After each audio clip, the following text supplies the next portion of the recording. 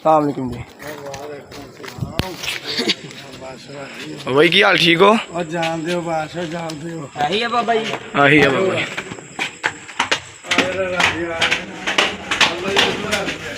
कोई गल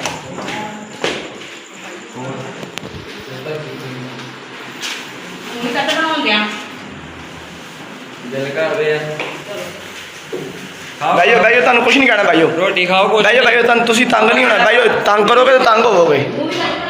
साढ़े आया आया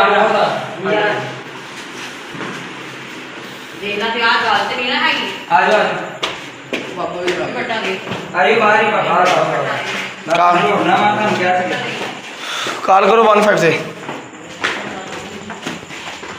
15 से कॉल करो। बाबा किथे लिया तुम मैं क्या कि बाबा तोड़ देना ओए ओए ओए ओए ओए फड़ के लिया इन बाबे ने मोटा नु किक मार ले खाना घर ते नहीं गा खुद जो सारे उत्ते चढ़ गए थे, बड़ी रख दौड़ जाएंगे घर वड़ गया सीधा। नहीं दौड़नियां एक जना उत्ते खड़ा होवे ना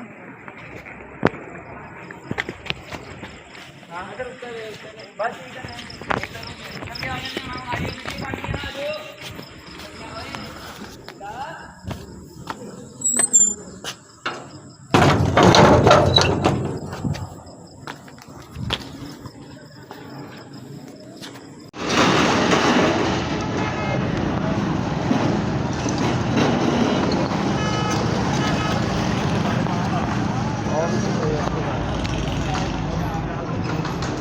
बिजली दुकान है जी खोखे की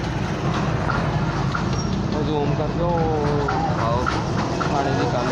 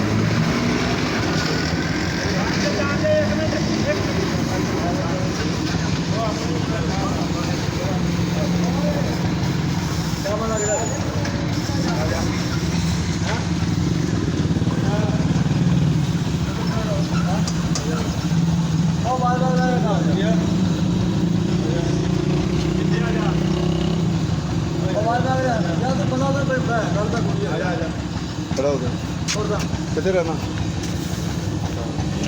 है